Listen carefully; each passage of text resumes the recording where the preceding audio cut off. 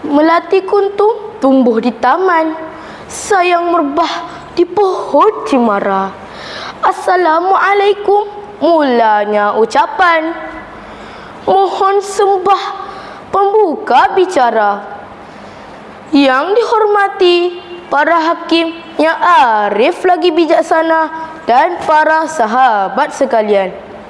Salam pembaca bestari dari saya, Muhammad Haris Farhan bin Muhammad Hafizuddin dari Sekolah Kebangsaan Celana Putih. Pada hari ini, saya ingin berkongsi tentang penceritaan buku yang bertajuk Fiksyen Historikal Kalung Masa Bionik, hasil nukilan M.K. Riza dan diterbitkan oleh Vital Star Sendirian Berhad pada tahun 2010. Buku ini mengandungi 140 muka surat.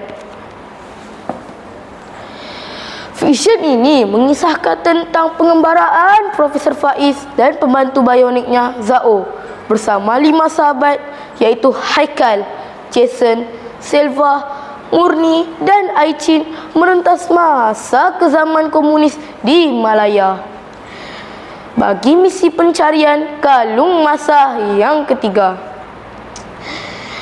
Di awal misi pencarian, mereka menyelamatkan seorang lelaki yang berbangsa Cina, iaitu Ahtan, yang sedang disiksa oleh 2 askar komunis. Ahtan seorang Mien Yuen, iaitu gerakan rakyat yang ditubuhkan oleh Parti Komunis, telah ditipu oleh askar komunis tentang adik perempuannya yang dipaksa menjadi askar komunis. Kemudian Zao, pembantu bionik, menyelamatkan pula penghulu ucup yang dibelit ular sawah ketika dalam perjalanan ke hutan. Penghulu ucup mengajak Profesor Faiz dan rakan-rakannya ke kampung dan bercerita tentang darurat yang berlaku ketika zaman komunis. Misi diteruskan ketika isyarat kalung masa aktif dan mereka semua terjumpa Zaihar dan tenteranya. Zaihar adalah rakan sekerja yang belut demi mendapatkan kuasa dari kalung masa. Pergelutan berlaku antara mereka dan Zao tercedera. Profesor Faiz bersama Selva, Murni dan Aicin terpisah dan bersembunyi di gua. Mereka didatangi oleh siulan askar komunis yang lari menyelamatkan diri. Zao kemudiannya dibawa oleh Haikal dan Jason ke kapal M menggunakan mesin gerak laju. Ketika ini, mereka berdua menyedari bahawa Zao adalah manusia separuh robotik. Mereka merancang untuk mencari Profesor Faiz dan rakan-rakan yang lain bagi merawat Zao. Dan ketika inilah isyarat kalung masa aktif. Mereka kembali semula ke tempat pergelutan tadi dan mendapati tentera Zaihar sedang bertempur dengan askar komunis.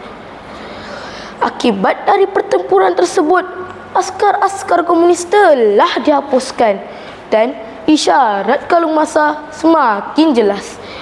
Haikal dan Jason menjumpai kalung masa di atas timbunan abu mayat askar-askar tersebut.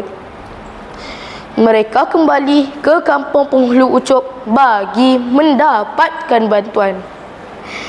Sementara itu, siulan membantu Profesor Faiz dan kumpulannya pulang ke kampung penghulu ucup.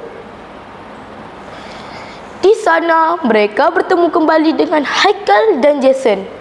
Setelah berterima kasih kepada penghulu ucup, Profesor Faiz dan kumpulannya bergerak ke kapal M seterusnya merawat Zao.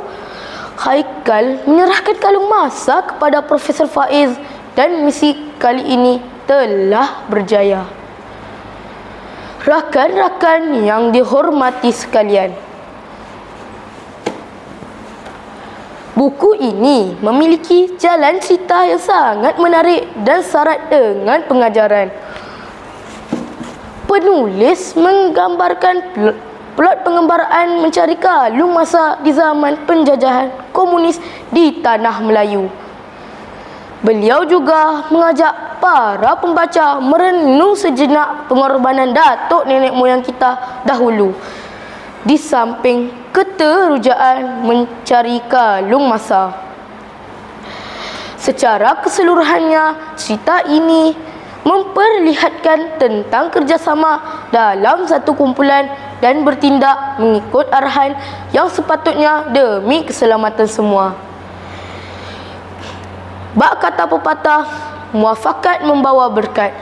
Kerjasama dan kesepakatan antara individu atau kelompok akan menghasilkan manfaat yang besar.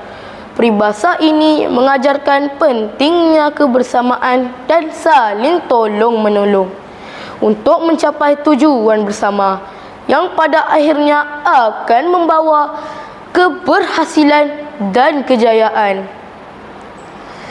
Bunga seroja di atas para, jatuh ditimpa buah berangan. Andai kata tersilap bicara, ampun dan maaf saya pohonkan. Di atas dahan burung tempuah melihat rusa tepi perigi. Salam perpisahan untuk semua, di lain masa bersua lagi. Sekian sahaja dari saya. Wabillahi taufiq wal hidayah. Wassalamualaikum warahmatullahi wabarakatuh. Sekian, terima kasih.